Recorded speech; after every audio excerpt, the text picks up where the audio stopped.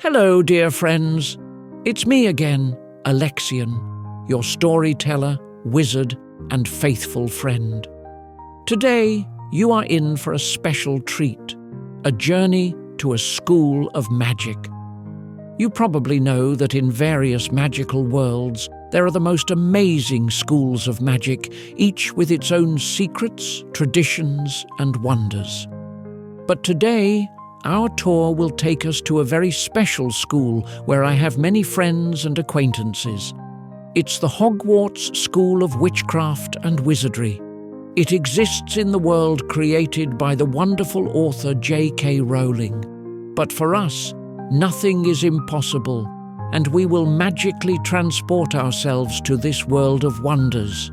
As always, my magical compass will guide us to this adventure. Ready? Then let's spin the compass and set off. And here we are. A misty Scottish morning enveloped the ancient Hogwarts castle as a familiar figure appeared at the main gates. Professor Minerva McGonagall, the strict but fair deputy headmistress, adjusted her square glasses and waved her wand. The massive oak doors creaked open with a majestic sound. "Welcome to the Hogwarts School of Witchcraft and Wizardry," she said in her characteristic crisp voice. "I am Professor McGonagall, and today I will guide you through the most magical place on earth. Follow me and please, don't lag behind." First, Professor McGonagall led us into the Great Hall. The enchanted ceiling, which reflected the sky outside, was breathtaking. Fluffy white clouds floated across it, and golden sunlight danced on the long tables of the 4 houses. "It is here," explained the professor, pointing to an old, tattered hat on a stool, "that the sorting hat determines which house each new student belongs to. Now let me tell you about our illustrious houses." "First, Gryffindor," McGonagall said proudly. "It values bravery, courage, and chivalry. Our colours are scarlet and gold, and our symbol is the lion. Among Gryffindor's notable alumni are Harry Potter, the boy who lived, who defeated the darkest wizard of all time. Also, Albus Dumbledore, the greatest headmaster of Hogwarts, and Minerva McGonagall. That's me," she added with a slight smile. "Ravenclaw values intelligence, wisdom, and wit. Their colours are blue and bronze, and their symbol is the eagle.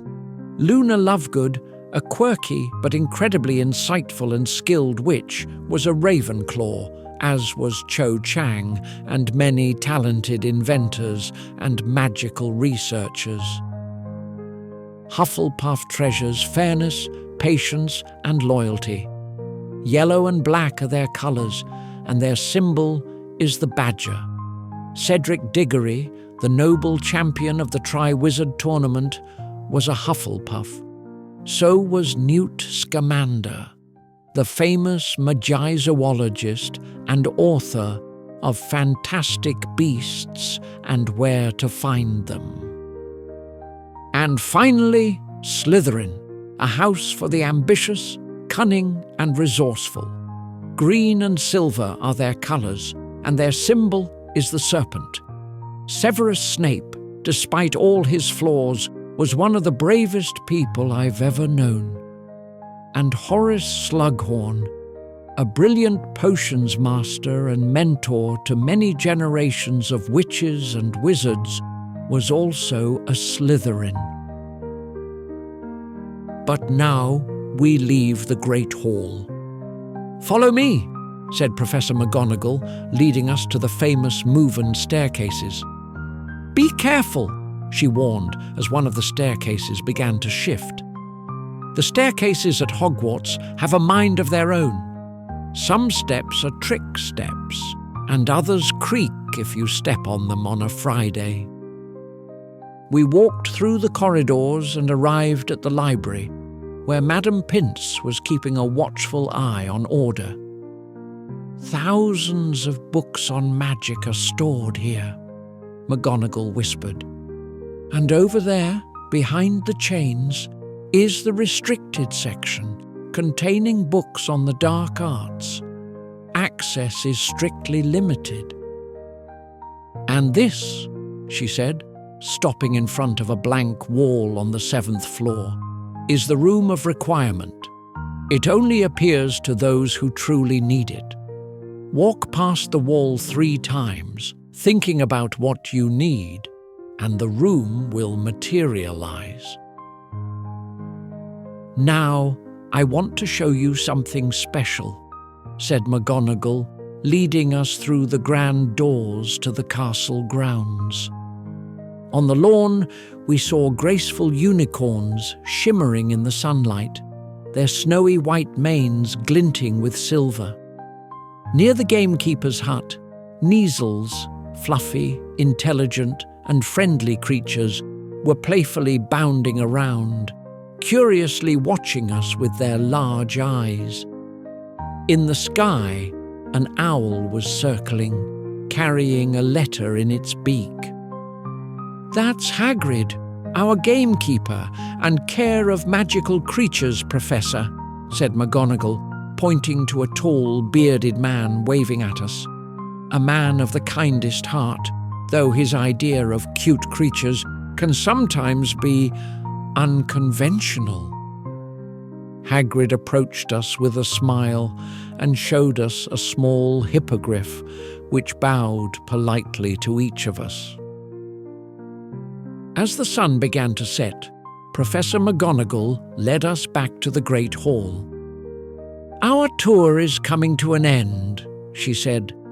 "But before you leave Hogwarts, I want to offer you a choice of 2 parting gifts." She waved her wand, and 2 items appeared on the table. A magical lantern of memories. It holds the brightest moments of your life and can show them to you whenever you wish to recall something important. A compass of loyalty. A magical compass whose needle points to the person who needs your help the most. "The choice is yours," McGonagall smiled. "But remember, true magic lies not in the object, but in how you use your talents to help others. Welcome to the world of magic, and may the magic always be with you." And now we're back in my library of wonders. What an incredible journey. Tell me, friends, which gift did you choose? The magical lantern of memories or the compass of loyalty? I'm sure either one will become a true treasure for you. I sincerely hope you enjoyed this journey to Hogwarts. And remember, you can always visit this amazing school of magic again whenever you wish. To do so, simply open the magical books about Harry Potter, written by the wonderful author J.K. Rowling, which tell of his incredible adventures and studies at Hogwarts. You can visit your nearest bookstore or library and pick up these wonderful books, which will open the doors to the magical world for you. They are waiting to bring you even more magic and wonder. Until next time, friends. Next time, we'll have even more incredible stories and adventures. Remember, magic is always around. You just have to believe in it.